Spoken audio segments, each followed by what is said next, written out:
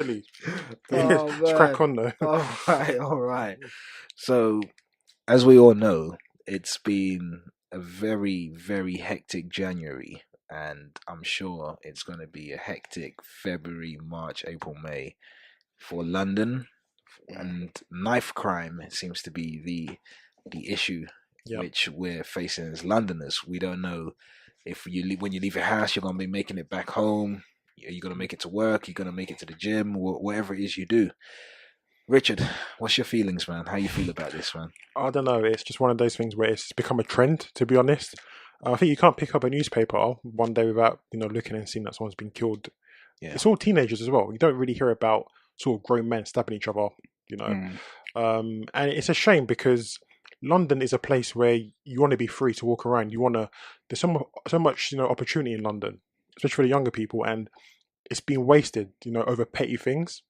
You stab someone. I don't know. You look on YouTube. You look on WhatsApp. People send you videos and short clips of restaurants being raided by a group of teenagers, killing each other, hitting each other. I mean, why is this happening?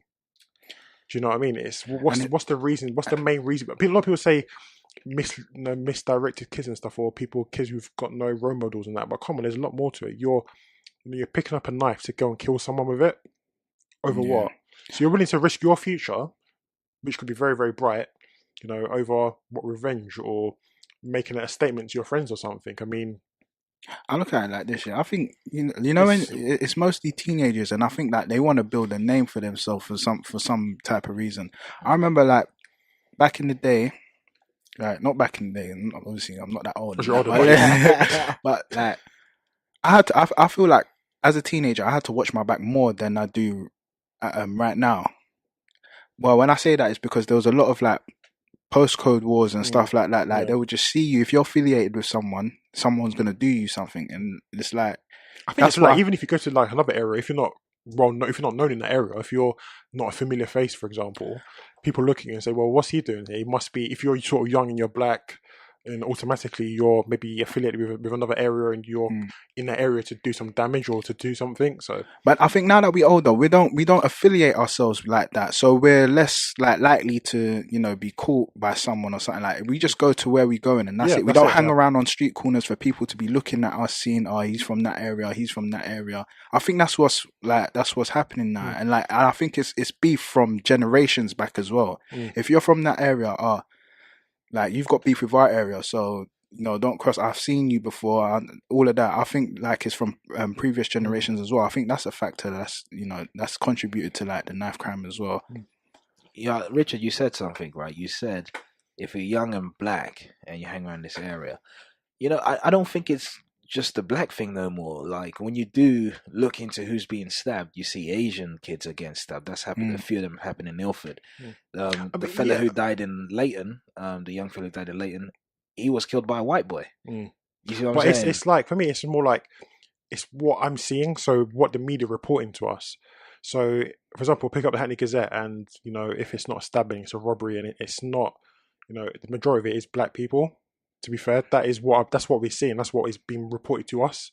And they're not making up. It's happened, right? There might be maybe another race who've committed a crime, but it's not been as documented as much as maybe a black male or someone committing that crime, really. And it's not always, again, this is not a race thing. It's just what we're seeing every day, to be fair. And I think sometimes, a lot of us as a black community, we do think that we're maybe being unfairly judged or criticized about things, but I don't always feel as if we give ourselves the best chance to prove these people wrong. I feel as if we're still making mistakes we shouldn't be making. But that's giving people a chance. I feel like we're fair enough for making mistakes.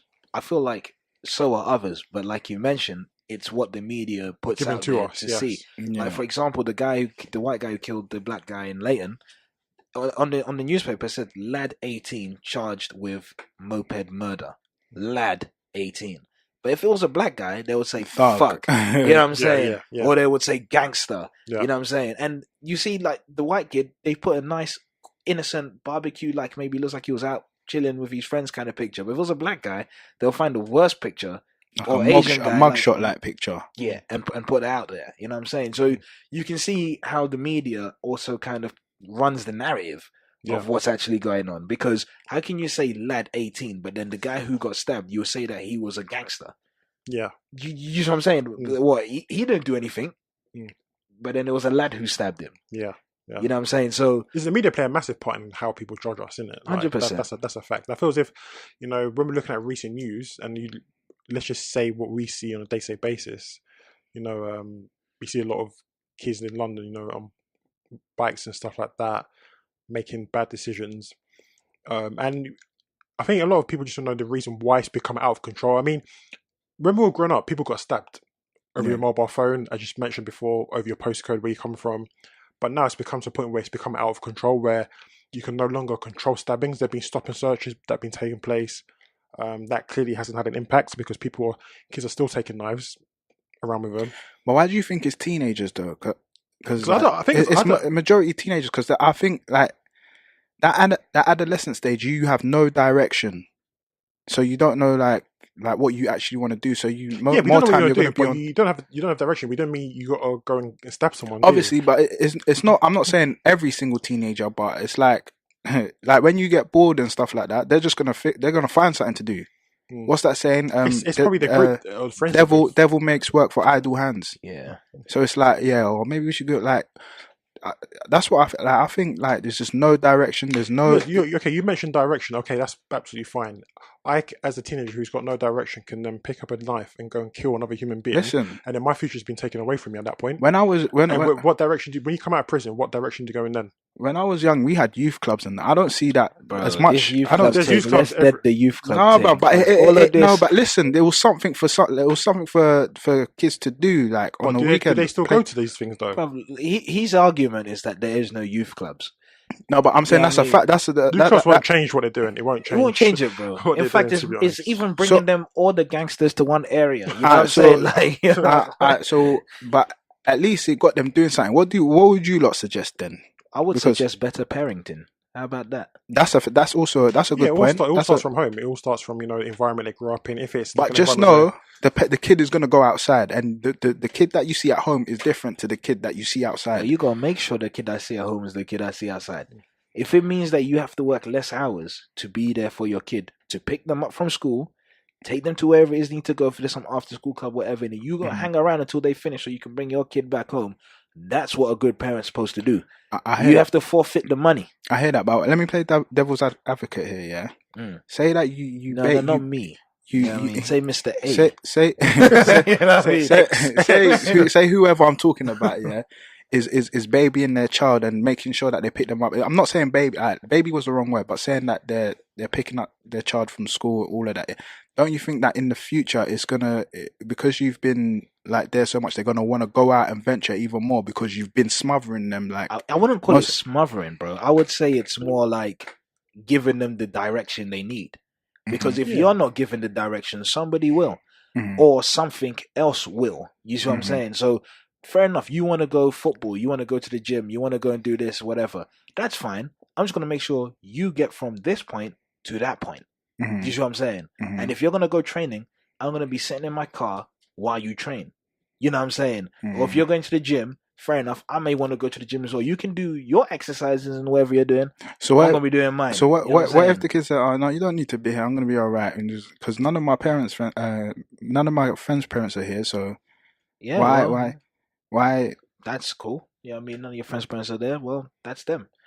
But this is how. But in this house, this is how it's going to work. Sometimes you got to trust your kids, I guess, isn't it? I think we've all grown up with our parents' trust. It's not like it's the old saying. It's not that you don't trust your kid. It's the people around your kid you may not trust. Yeah, you see what I'm saying? Because you don't know if they're going to lead your kid astray. You see what I'm saying? Because 9 times out of 10, you might have the good kid who's innocent and whatnot, and then is your kid who either ends up in prison or is dead, off the strength of what some other idiot did. You see what I'm saying? So this is why you got to pick your friends properly, I suppose, isn't it? Well, but then how there's so many factors to why kids get in these situations. It's peer pressure, maybe wrong environment, wrong place at the wrong time, or whatever. But I think as an individual, no matter how old you are, you know what's right, you know what's wrong, and you have to know every action has a consequence. Unfortunately, a lot of people find out the consequence before they realise what they've done is wrong. which is a sad case because by the time you realise you made a mistake, either someone's dead or your life has been cut short because you're in prison. Yeah. And a lot of people again are reacting based on mistakes they've made, and it's a shame because like I know people who I've grown up with who have gone to prison and maybe I guess gone down the wrong route, I suppose, and they've had so much potential, But and I'm thinking our parents didn't hold our hands like that, like when we were going out and stuff, but we turned out pretty fine. Yeah, but we still had to go through the fire.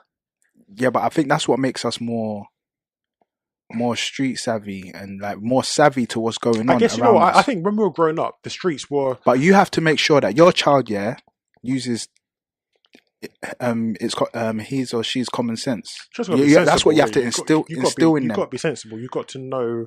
Listen, you've got a few. Listen, sometimes. Because there has to be a level of trust. Like I can't be with you everywhere. Nah, but the parents can't. If you stab someone, the parents, they're not controlling you. You know what I mean? You're going, as you said, they can't follow you everywhere. If you want to go out with your mates or wherever it is, your parents can't be there 24/7. But if you're going out there to attack someone, that's your responsibility to do that. Whether it's peer pressure, whether it's revenge or whatever, that's your decision to go out and do that. So you have to take responsibility there, no matter how old you are. I guess what I'm trying to say, when I don't mean like maybe where I feel like as a parent, if you can be around your kid more times than not, definitely give that a go because we see what it's like when you're not there. You know what I'm saying?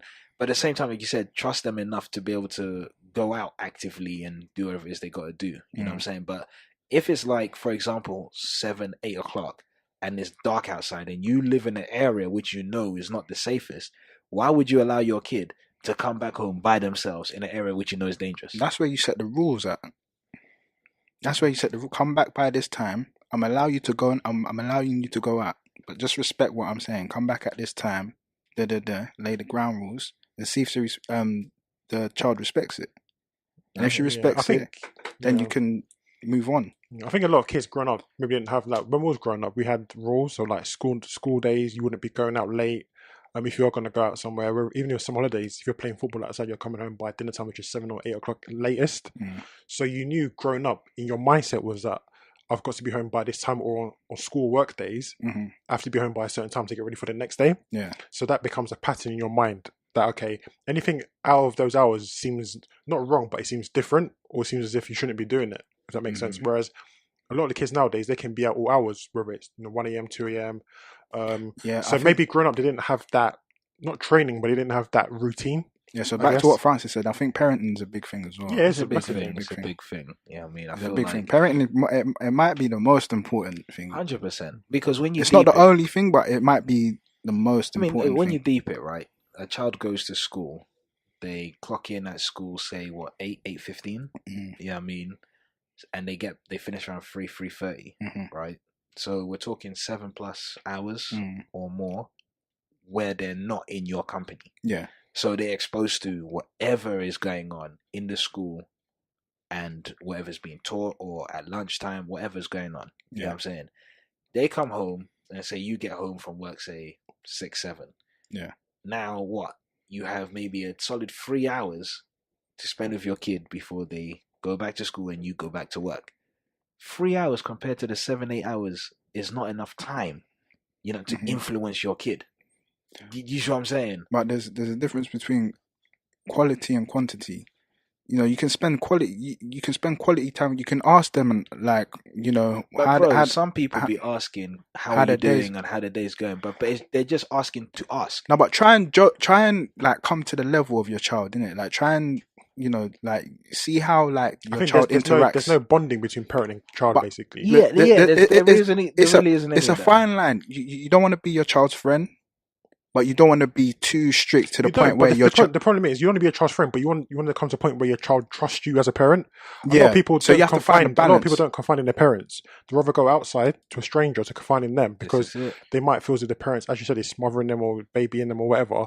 So you have to you don't have to be your child's friend, but you have to be to a point where, your child can approach you and say, you know what, I want to confine you in this. Because a lot of people go out. The reason why people make these mistakes is because they go out, they confine other people give them advice, whether it's good or bad advice, and then they react on that. So that's when you draw from your own experience and say, Like how difficult was it for me to speak to my parent about certain subjects, and then you have to understand that and think about the child. He or she might be going through the same thing. So let me just adjust a little bit so that they can be comfortable to tell me, because I'm the best person that you can come to. You can't go to no one on the street because I care about you.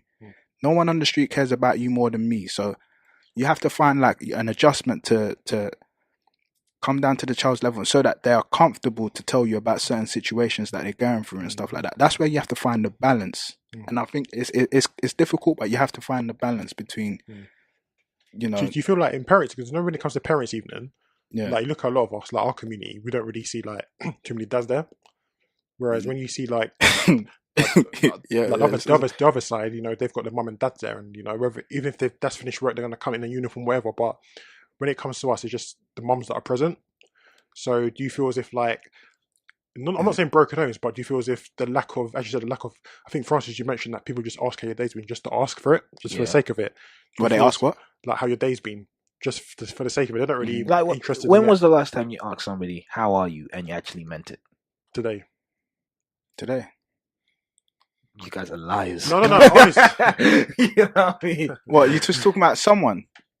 Yeah, like I was with my cousin Kevin today. I asked him, "What were you saying? You're right, yeah, everything good, yeah, man." I think how are you? It's become a greeting now, isn't it? We go to work. How you doing, Richard? How's your weekend? You just maybe they don't really. Yeah, sometimes you can tell the energy. The energy. Just to break us and say something to you, really, to show that they care. But I think when it comes to generally caring about someone, maybe we've lost touch with that. I guess when it comes to parent and child. Maybe our parents, like sometimes we've got to admit, like in some cultures we're very money driven, in it. So we'll work as many hours as we can to earn the money, whereas we think our child will be okay. But a lot of times, a lot of kids do suffer with depression and stuff because, again, there's no one to confine, and they hold it in. Do you know what I mean? So when they hold it in, whether it's rage or depression or anxiety or whatever it is, they might talk to someone outside who might give them some advice, whether it's good or bad advice. They're going to take that advice because they trust them, and just because they've approached them in a certain way. Whereas maybe when we come home, the reaction we're going to get from our parents will be different. It'll be a bit more stern, a bit more, you know, maybe not as welcoming. So, you know, that's why people go to therapy, to be honest, because they talk to a stranger who's going to encourage them, you know, comfort them. Whereas maybe if we look back home, we haven't really got people to give us the advice we need. I guess, and the kids are reacting off bad advice now. And I don't know, I was going to ask you guys, why do you think London's the place that there's been so much stabbings? Why is it not? Dude, it's happening everywhere. It's just because we live here, we're hearing about it. But apparently we've got the highest crime, the highest stab rates in London. Yeah, I mean... Well, I guess where it's most populated, that's where the most crime is going to happen. It's very dense now in London. There's a lot of people here, you know what I mean? There's loads of different cultures here, you know, and there's just a lot going on. Do you feel as if the easy access to travel plays a part? Nah. You know what I mean? Because that kids can get anywhere anytime. Well, they could do that anyway. They could do it before. Yeah. You know what I'm saying? Like, so I definitely feel like travel is never the thing, but I feel like the need for quick money, the need to feel like you are, you know, maybe your image, because the society we're living in now, it's all about image, what you're perceived to be like. You know what I'm saying? So a lot of people are doing what they do for the imagery of things. You know what I mean? So whether it's, you know, they stab people to look cool. I mean, this is crazy. I mean, people throw acid on people. You know what I'm saying? Like it's a different space we're living in. Whereas before, someone gets stabbed, there was a serious thing as to why they got stabbed. But now they get stabbed for points. That's what I'm saying. It's like a trend now, isn't it? You know Every Friday, someone's being stabbed. Or pick up the Gazette this week. Or another stabbing in Stratford or whatever. You know, it's ridiculous. I think a lot of these kids, they have two families. So they've got a family at home, and they've got a family which is their gang. So their gang is their family that knows it's going to have their back, or they think it's going to have their back till the end. So whether they stab someone or whatever it is, it's a survival thing. So it's my family against your family in a way.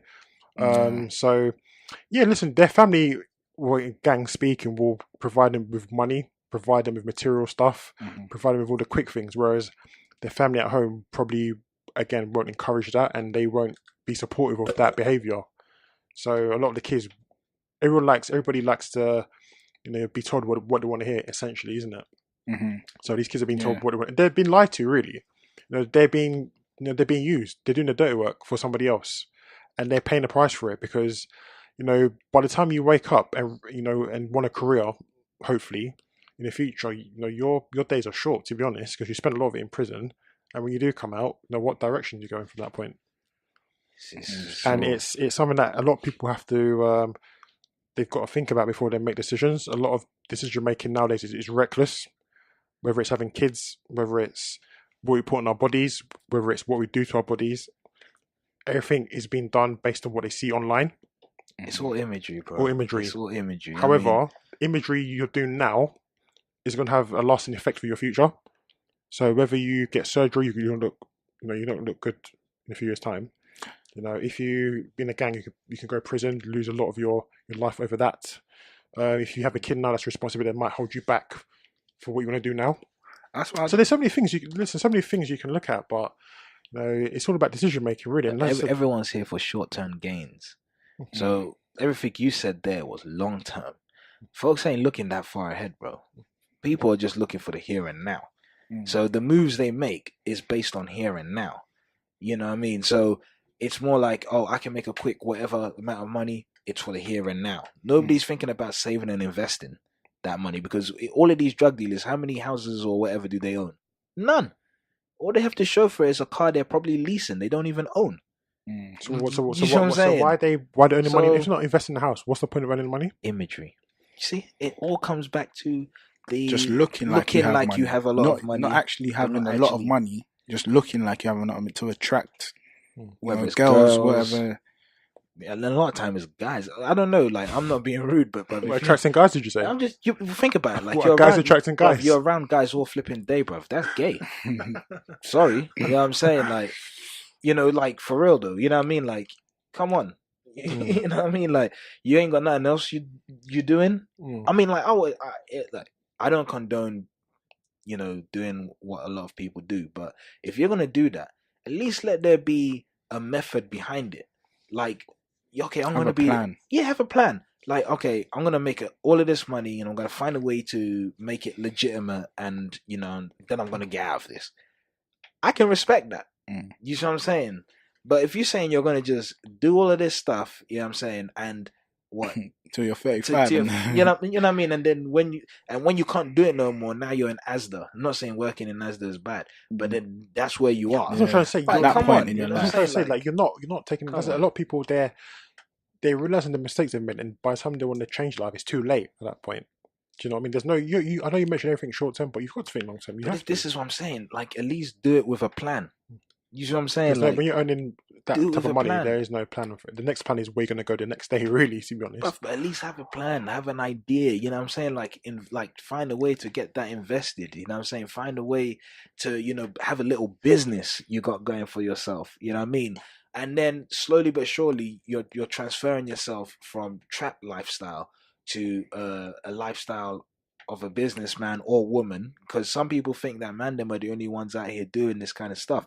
There's some serious girls out here doing some serious stuff. You know what I'm saying? It's an issue with like just a younger generation, isn't it? Yeah, no, it's crazy, man. I mean, one of my boys, he met one girl. She said that she's out here she's gone to university to study business just so that she can prostitute girls. Oh, wow. So I think that's not a major issue, isn't it? I think that's something. I think that is definitely an issue that is becoming very, it's becoming something that's become popular, isn't it? Like, young ladies, especially on social media, sort of advertising their bodies. Oh yeah, man, they get paid a lot of money for it as well. On the Instagram, they get paid money. There's organisations who are recruiting these girls based on the image and stuff to come like to certain parties. Yeah, but I don't know, man. Shoots. Some of it looks. I don't know if they really make money like that. They might get some offers, like, but I don't think like they make money like that. I saw on a TV show, like, this was an American girl. She was making upwards of 15 bags a month, just on this Instagram thing, showing her body. This, that. Yeah, maybe the top Instagram girls get. She's not even top, because I don't think anybody even really knew her. You see what I'm saying? But then the top end ones are probably making upwards of hundreds of thousands. They're trying to get with the rappers and that, they're trying to get chose. Some of them blow that way. You know what I'm saying? Lyric Galore, whatever her name is. Yeah. I mean, and all these others. But, what's his name? The guy that runs the Migos label. Not the Migos label. QC. Yeah, Quality Control, yeah. You know what I mean? So I think so he got her pregnant quickly because I know Rick Ross was going out with her at one point, and then obviously she went on to the next one. But you see how it's working, and so someone will see that as an example and think, I could do that here. Yeah. And then boom, it's become a thing now. Every other girl is trying to do that. Yeah. You see what I'm saying? The influence is. So this is it. Like the influence. I mean, are we that insecure as people that this is what we decide to do? Girls, I think they see the lifestyle on their Instagram page, and they want that for themselves as well. But they don't know what every lifestyle's got cons to it, though. Yeah, every lifestyle's got cons. That's what they don't realize. Everything is advertised as glamorous, but if you look, if you go deep into it, there's always people maybe who hate what they do, but they're so into it now they find it hard to maybe jump out of it. Yeah. So being insecure is actually been in that because you've always been looked at by people, always been judged by people as well. So it's it's tough, but I think we are insecure because if we weren't insecure, we wouldn't go on these social media sites and be looking for likes or stuff like that. That's somebody having the amount of likes you have on your picture is more important to people now than maybe, for example, a prayer to you or something like that. Especially those girls. God bless you. But especially give me that God bless you. Give me that like. Yeah, No, but especially those girls that weren't sorted after in like secondary school or something like that. Like they go and change their body, go get plastic surgery and stuff like that, so that they can get likes. But the problem is when you're doing that, you're attracting a certain type of people when you're doing that. You're attracting a certain people looking for that. So you become an item now, really. I think they're just trying to get it from anywhere they can, to be honest. You become an item, really, to be fair. And it's our generation. It's what we want. Like everything's online. It looked very glamorous, and everything looks very, attractive. But there's more to life than all this. To be honest, there is. But it's just all that glitters is not gold, my friend. It's not gold. It's not gold. And unfortunately, a lot of people have had to go through negative situations to realize, that it's not worth it. And it's all for money. It's all for money. Money that's going to run out eventually. Money that's never guaranteed. You change your whole life for it. Yeah, this is the chances some people take. This is the thing. Yeah. You know what I mean? So, all we can do is pray for, everybody, really. We can pray for the next 100 years. But it's crazy. Something's got to change. And for me, I feel like definitely better parenting, is I think tougher sanctions, in my opinion. I don't agree with that. You know why? I was watching Trevor McDonald the other day, and he goes to visit prisons and whatnot. He got this death row thing, ITV, right? Yeah. If death row is not stopping people from killing people, bro, then tougher sanctions mean nothing. You see what I'm saying? Someone's happy to go out there and be a serial killer, knowing death row is his. I think come on. I think sanctions. That for example, if you're stopped and searched and you found with a knife, you should face a really tough sanction. What's that going to mean to me if my life is on the line? Bruv, that don't mean nothing. If I don't have this knife, put him in prison. Well, you put him in prison for 2 years. So what? He comes back out. Well, he's going to stop carrying a knife. His life is more valuable to him than the prison sentence. Just put a tape on their forehead saying criminal or whatever. Well, it's not going to mean nothing to them, fam. Because at the end of the day, he's only carrying the knife because his life is at danger. Why is his life in danger? Bro, everyone's life's danger. When you walk out in these streets, your life's in danger. Let's talk about the J Hus situation. Nobody carries a knife, though. What do you mean nobody carries a knife? J Hus. All of us in danger, but we don't carry machetes. But we're not in the danger. A lot of these guys are in the danger. There's people actively looking to kill them. J Hus was carrying a knife. Yeah, J Hus was carrying a knife because of protection, because of what had happened to him in the past, didn't it? Well, whose fault was that?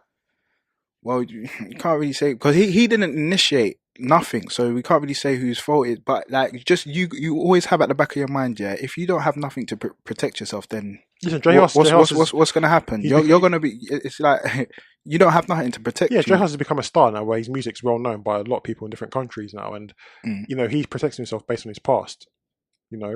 So sometimes you might get caught slipping that one time. But it's like he's got to keep. He's got to be on his P's and Q's. If you're never in a gang, you've got good friends. This won't happen. But sometimes you can't. So what happened to the likes of Damilola Taylor? What happened to the likes of Stephen Lawrence? None of these people are in a gang or anything like that, but they still got done. So this is what I'm saying. You know what I mean? How much more if you're in a gang? You know what I mean? But I'm saying there's less chance if you're not in a gang. than you are in a gang. Definitely, there's less chance, but the chances. This Damlola and Don said those were like freak incidents that happened. They're very rare, innit? One of them was racially motivated. You know what I mean? So they didn't happen all the time. If that makes sense. Like now, it's like there's always something happening. Do you know what I mean? I just feel like tougher sanctions won't do anything. Personally, well, you've got to start learning at some point. Because that's not going to teach them nothing. Because even when they go into the prison, more their buddies are there showing them how to stab people in new ways. You know what I'm saying? And I think my whole thing's prison is not even what is like. It's not what it's there to do. Yeah, they got it's supposed to be as well. It's supposed to be a rehabilitation center. They got Netflix as well, apparently. Mate, one guy's got Instagram and a whole lot going on. You know what I mean? But you're supposed to rehabilitate somebody when they go into prison so that they can come out and fit into society as a reformed person. I think prison is just like a temporary gap. It's just a holding. It's a holding place. That's what it is. You know what I'm saying? It's a holding place. What would actually probably benefit these guys more is if they send them out to be with the army. Yeah, you want to kill so much, join the army. You want to be a bad man so much, the real bad men are in the army. You know what I'm saying? And you can legally drop bodies. You know what I'm saying? I feel like they're forgetting the part that they can also drop as well. 100%. So but then that's the same consequences you're facing out on the streets. Yeah, that's true. At least go and get paid for it and get to see some of the world. You get to go to places people never want to go to, like Iraq. You feel me? So go down there. I think it's the whole mental training that you just want to go through that. But go for it because you're already there. You're like 80% of the way there. You know what I mean? So if you I think a lot of these kids, they think they know what it's like to be a gangster. They think they know what it's like to be, the tough guy, but they really don't know what it is to be a tough guy. I think they've got a perception of what it is, and a lot of these kids go around trying to act this out. But they don't quite know what it really. That's what I think. I just think just do what you love, and keep the right people around you. That's what I can say. If you've got good friends, you've got people who actually care about your intentions, not just get you to do. We say that, and hopefully you make money off doing the thing. Those same guys feel like they've got good friends. Those same guys feel like they've got the best people around them. Like I mentioned, it's a family. To them, this is so their family's going to give them the money they want. They're going to give them the material stuff they want. But they say that it's easy. This is what I'm saying. So when we're saying, keep these people around you, but they feel like they got those people. This is the thing. I don't know if you're stabbing someone and you're in a gang and you look on the outside world. If you come out of that bubble for 2 seconds and you just look at happy people, good families, and got good jobs and etc., don't you want that? But I feel like people have a conscience, so they really know what's good and bad. That's what I said to you. They know what's good and bad. So I'm saying, if you could step out that bubble, that gang bubble, for just 2 seconds, and just look at other people who you might have gone to school with, or who've got good families and good jobs, they're earning decent money. It might not be what they're earning doing what they're doing, but it's still a peaceful life. Don't they want that?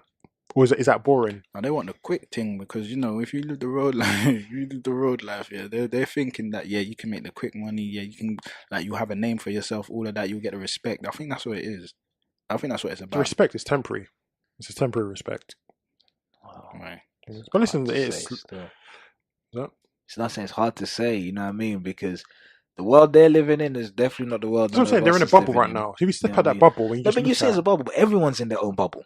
Everybody is in their own bubble. We're all on one planet, but we're all in different worlds. You know what I'm saying? That's a fact. You know what I mean? So it's where when the worlds collide is where the friction generates some sort of reaction to something. You know what I'm saying? Because they would standardly say, well, like KG mentioned, the government is not doing this, that, and whatever. But the government's also in its own bubble. The government's, you know what I'm saying? They're doing everything they can. They've given. You saying they're doing everything they can? They haven't done everything they can. It's even blasphemous for you to even say that. So it's okay. So as a kid, they've got these workshops to say the dangers of taking a knife out. They've said the consequences of being in the gang. You've got former gang members who are coming out talking about this constantly. Now, what else can we do? I just feel like no. What else can we do though? There's workshops. There's the former gang members talking about this. There's people. What else do you want? Maybe us to we're do? wording it. The way we're wording it is old school and stuff like that. So when kids hear youth club, I've heard all that shit before. I've heard all that. Like maybe I don't know. Like you have to be active. Like you have to be doing something. Because everyone's saying, okay, the government are not doing anything, but they're giving as much as they can. What else can we do? What do you mean they're giving as much as they can? Obviously they've cut that back. We can't go out. We can't go and make decisions for you, can we? I can't make a decision for you. You can't make decisions for them, but they've cut a lot of resources. Yeah, they've cut a lot of resources. resources. A lot of resources, bro. So you're out there saying that they've done as much as they can. You should never be in government. Well, you be out there cutting a lot of stuff, bro. You know what I mean? It's like, okay, they've cut the stuff back, but when they had all that stuff before, did it work? I don't know. It didn't work. Clearly, it didn't work because the thing is, it's still happening. It's got when it was happening, but so they cut it back, but it's not working. There was a point where it was happening a lot in like 2005 and them. So they had all the resources, but then it did, go on a decline for a while, and then I think it's starting to spike back up again. So, but it's like we had this before. It didn't work. Okay, so what else would you want? What else do you want people to do to get this message you had that it's not a good thing? It's hard, bro, because at the end of the day... Because everyone's pointing fingers at other people, but it's like, you're an individual, do you know what I mean? Take responsibility. That's why I always say. This is the thing, where the people in the government have got to take responsibility for their share of the problem. Of course, everyone does. You know what I'm saying? Everyone does. The people out on the streets which are causing these issues need to take their fair share of the thing. And so do the parents, so do schools, you know what I mean? So everyone has their corner that they need to improve on, you know what I'm saying? The question is who's going to do it? Who's going to improve? You know what I'm saying? Because what is it if a kid is on the street, he decides, you know what, I'm not going to be a street man no more, whatever, I'm going to change my life. Okay, cool. He still has to come back to the ends. You know what I'm saying? He then has to apply for jobs which he may not even get because there is no opportunity. The government's not creating the opportunities. You see what I'm saying? The parents still have to. So there's a fat circle of things which lead to someone saying, you know what, F it. Yeah, but I'm just going to carry on with what I'm doing. The variables that we can change, such as parenting and I think parenting. That's why I say parenting is the most important one because you don't need no government assistance or nothing like that to do that. Some people don't even have to be parents. That's true. That's a point. That's the other side, bro. Some people just don't. But no one really knows how to be a parent. Like you learn on it. It's a job. You learn on the job. You know what I mean? Do you know what I mean? You learn on the job for sure. You know what I mean? It's just like, for me, it's just like everyone's got to. I think a lot of us, we do point fingers and stuff. So, but we just need to really identify what we're doing and just take responsibility for it because that as well. The world is not going to give you all the answers. It's not going to make it. It's not going to make it easy for you. But you have to make it easy for yourself. And the government can do a lot more. But it's like we can't. People can't make decisions for other people. Do you know what I mean? Like we can't physically control you, remote control, and say do this and don't do this. That you should know this stuff. Yeah, you're the CEO of your own life. You know what I mean? Like a lot of us, like when things are going wrong, we like to point the fingers. But as you just said, Francis, we got to look at ourselves and think, okay, what can we do to make things easier? What can we do to change it? Do you know what I mean? We can't keep pointing fingers and stuff and saying everything's unfair because life is unfair anyway. There's kids in other countries who haven't got through this stuff. True. That is unfair in itself. True. Do you know what I mean? So if you're privileged to be in a country where you've got opportunity and stuff, okay, maybe you might apply for a job that you won't get. But create something for yourself. See what skills you have, because there's so much you can do. Sports, you can do entertainment. Yeah, I agree with that. There's so much you can do for yourself. But we need to stop, feeling sorry for ourselves and stop pointing fingers at other people and saying, "Oh, they're the reason why we're at this. They're the reason why we did no." But you know that. Probably the kids on the streets don't know that. So who's going to tell them that they can? They can create something for themselves if they use their skills. There's been workshops. There's been loads of things. Former gang people saying, "I've turned my life around this way." So is that not going to work? I'm not going to lie to you. Not that I've been looking, but I haven't seen anything in any area I've been in to show that they're actually doing what they say they're doing. Only when I watch them on the TV, they say there's this, there's that, there's this, there's that. But I ain't seen no leaflet in my letterbox to say that, oh, if your child is involved in blah, blah, blah, blah, blah, come to this community center where we're actively trying to help kids find jobs or whatever. I ain't seen nothing like that in my newsletter. I mean, when you pick up the Hackney Gazette, do you see anything like that being advertised? You don't. So where are these people? They're not making themselves seen. It's almost like if you don't know, if you know, then you know. In The Guardian, they have like they list some activities that you can go to and stuff like that when you have like free time and stuff like that. But they put it in drama as well. They've got like TV shows like soaps and stuff who have had stabbing storylines where they've outlined the dangers of it, and they've also at the end of every broadcast they've said, you know what, if you are going through any trouble, call this number. If you're affected by this, if you're affected by they can't stand it. They can't stand it. A volunteer can't stand at every street corner and say, you know what, guys, put the leaflets in the letterbox. You know what I'm saying? Like, we don't like reading though. Wait. You say that, but that's not true. That's not true. That's a big stereotype. I know a load of people with a wild book cabinet, fam. You know what I'm saying? Like, you say we don't like reading, that's not true. You know what I'm saying? Like, and you people like to say, oh, we're not good at the mathematics, but a lot of these drug dealers is better than you at the mathematics. You know what I'm saying? Yeah, it's true. So it's one of them ones there where it's, look, talent is definitely there, potential is definitely there, but it's just being channeled and being placed in the wrong area. A lot of these young boys don't know, and girls as well, that they are CEOs and chairmen. They don't even know it yet, because if they applied what the skills they have to the business at large, they could be doing some seriously great that's stuff. True, because a lot of them have the business sense, but they're not using it in the right way. Area. A lot of these guys could be. And girls could be top salesmen in a load of divisions, stocks and shares and everything. Because you're already doing it, but you're just doing it in the wrong market. It's kind of way. It's actually right, because as a gang leader, it's like you're employing people now. This is exactly what I'm saying. To do your different jobs. This is it. But as you mentioned, they don't know that. They just don't. They can't see that. But you are, you're basically the underworld. You know what I'm saying? But you need to transfer those skills into the real world. You know what I'm saying? Mm-hmm. But hey, we'll see.